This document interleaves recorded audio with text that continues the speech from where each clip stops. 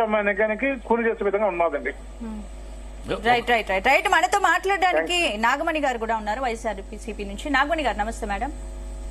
నమస్తే అండి. నమస్తే నాగమణి గారు. ఇప్పుడు ఉన్న పెద్దలు చిట్టిబాబు గారికి, అలాగే బాలకోటేశ్వరరావు గారికి, మీకు జీ వీక్షకులకి, యాజమాన్యానికి అందరికీ నా నమస్కారాలండి. నమస్కారం. నమస్కారం అండి. నాగమణి గారు, ఇప్పుడు చూస్తున్నారు వల్లభనేని వంశీ పోసాని అరెస్ట్ అయిపోయింది. మరి లోకేష్ రెడ్ బుక్ లో నెక్స్ట్ పేజ్ ఎవరిది, నెక్స్ట్ టార్గెట్ ఎవరిది అనుకుంటున్నారు అరెస్ట్? ఇది చాలా దారుణం అండి, దారుణం. ఎందుకంటే ఒకటే, ఈ కాసేపు నన్ను మాట్లాడే వరకు మధ్యలో ఇంటరప్షన్ వద్దండి. చెప్పండి. ఒకటే చెప్తున్నా, ఇప్పుడు అరెస్టులు చేస్తున్నారు.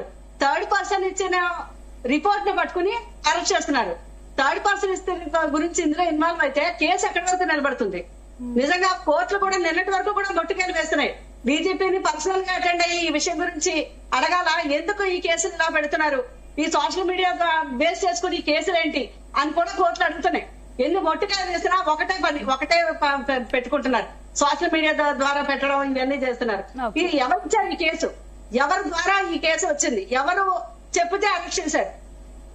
అంటే ఆయన మాట్లాడారు అంటున్నారు. పోసాని కృష్ణమురళి గారు ఇదివరకు మాట్లాడారు, దాని గురించి చేశారు అంటున్నారు. పర్సనల్ గురించి పెట్టుకుని చేశారు అంటున్నారు, చేస్తున్నారు. అదే పోసాని కృష్ణమురళి గారు మిస్సెస్ గురించి ఏమైనా మాట్లాడారు, అప్పుడు ఆయన బాధ ఉండదా?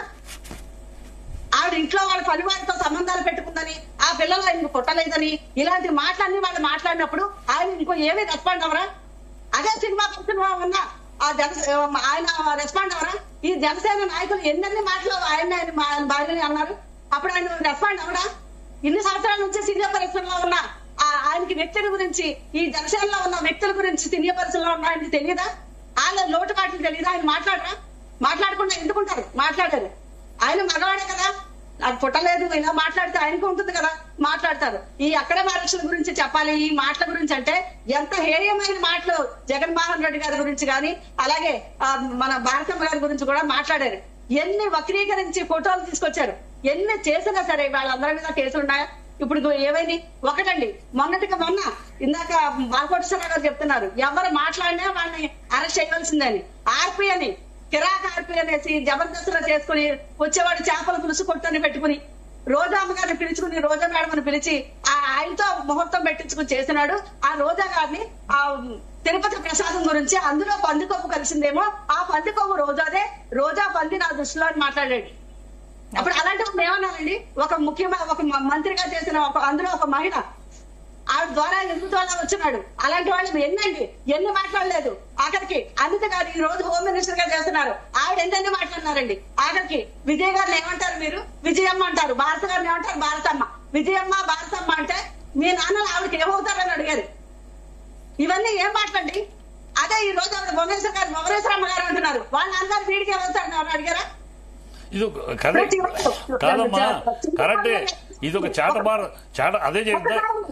చంద్రబాబు నాయుడు గారు కూడా పిఎం గారు గురించి మాట్లాడుతూ ఆయన కూడా సోషల్ మీడియా ద్వారా కానీ అక్కడ ధర్నా చేస్తూ కూడా నల్ల బట్టలు వేసుకుని చేసినప్పుడు కూడా ఆయన ఎన్నెన్ని మాట్లాడినారండి ఆయన కుటుంబం గురించి.